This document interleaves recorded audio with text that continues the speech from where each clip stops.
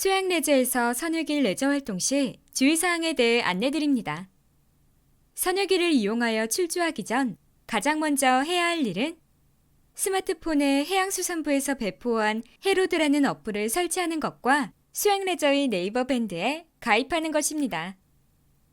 해로드는 바다 내비게이션으로 풍아리 인근 해역을 잘 몰라도 GPS 신호를 받아 지도상 자신의 위치와 정확한 낚시 포인트 도착 여부를 확인할 수 있을 뿐 아니라 계류장으로의 귀향이나 엔진 고장 시 수영레저의 도움을 요청할 수 있습니다.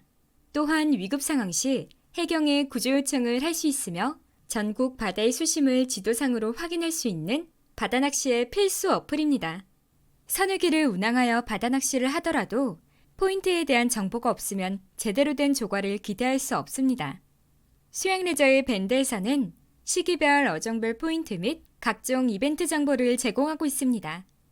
해로드와 수영레저 밴드를 통해 정확한 포인트 도착과 만족할 만한 조과를 올릴 수 있으니 꼭 설치와 가입하시기 바랍니다.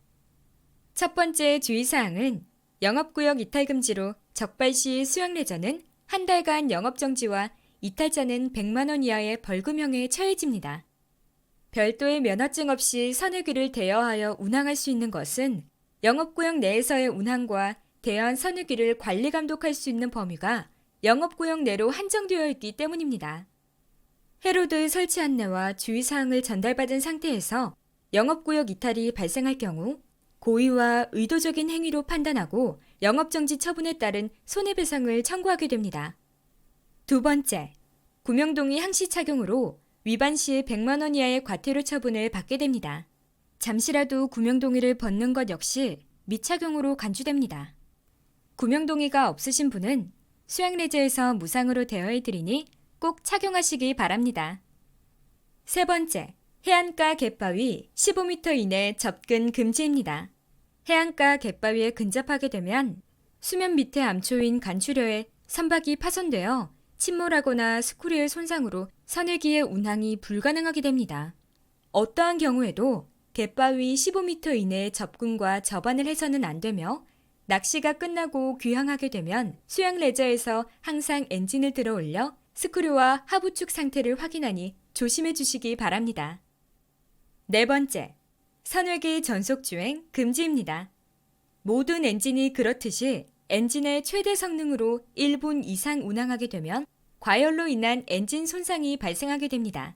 엔진 최대 성능의 70%에서 80%로 운항을 해야 과속으로 인한 충돌 사고와 엔진 고장을 예방할 수 있습니다.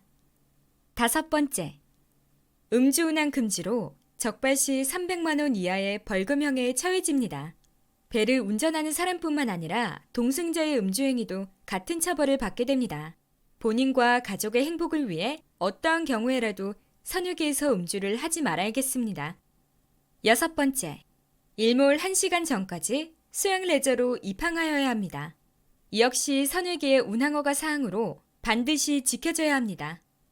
일곱 번째, 승선 인원 초과 탑승 금지로 위반 시 100만 원 이하의 벌금형에 처해집니다.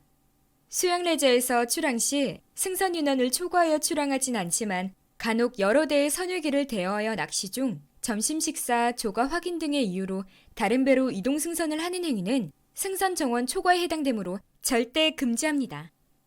여덟 번째, 가두리 정치망 접근 및 횡단 금지입니다.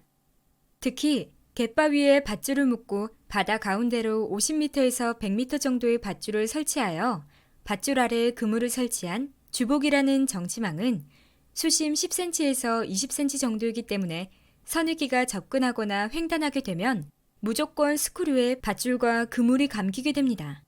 고속회전하던 스크류에 감긴 밧줄과 그물은 손으로 풀 수 없으며 스크류와 하부축의 무리한 하중에 걸려 엔진에 손상을 가져오게 됩니다. 임의로 그물과 밧줄을 칼로 자르게 되면 200만 원에서 300만 원 정도의 손해배상을 해야 하며 칼로 자르지 않더라도 그물의 손상으로 최소 30만 원 이상을 변상해야 됩니다. 루어 낚시의 경우 갯바위 주변을 이동하다 보면 반드시 만나게 되는 주복 정치망을 식별하는 방법은 갯바위에서 바다로 밧줄이 설치된 것이 보이며 수심 10cm를 유지하기 위해 주황색과 흰색의 스티로폼 또는 플라스틱 부위가 5m에서 7m 간격으로 일렬로 설치되어 있습니다. 어떠한 경우에도 접근 및 횡단을 금해야 하며 반드시 멀리 둘러서 가야만 합니다. 9번째, 월명도와 오비도 사이로 운항을 금지합니다. 월명도와 오비도 사이는 해로드에 수심 0m로 표시되는 곳으로 물이 빠지면 사람이 걸어서 건너갈 수 있을 정도로 수심이 낮은 곳입니다. 이 사이로 운항을 하게 되면 배가 바닥에 걸려 배를 밀고 나와야 하며 스크류가 손상되어 운항이 불가능하게 됩니다. 10번째, 선유기의 계류장 이항과 접안 시 최저속으로 운항하여야 합니다.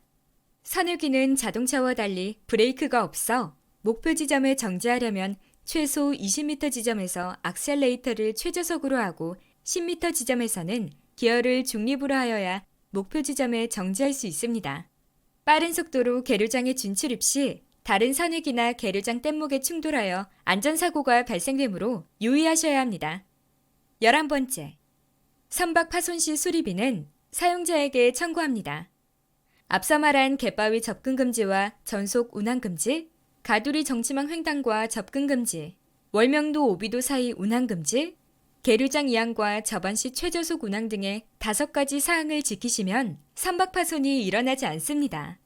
또한 선유기 레저 활동 시 주의사항에 대해 많은 설명을 드렸지만 실제 상황에서는 조금만 주의를 기울이면 안전한 바다 낚시를 하실 수 있습니다. 그러나 회사 또는 친목단체 야유회에서 조종면허 소지자의 과시욕 등이 동승자를 위험에 빠뜨리는 경우를 보게 됩니다. 선유기 낚시는 일상생활에 익숙한 환경이 아닌 바다 한가운데라는 환경에서 즐기는 레포츠이므로 지금까지 말씀드린 주의사항을 꼭 숙지하셔서 즐겁고 행복한 시간을 만드시기 바랍니다. 지금까지 수양레저에서 선유기 레저 활동 시 지켜야 할 주의사항에 대해 안내드렸습니다.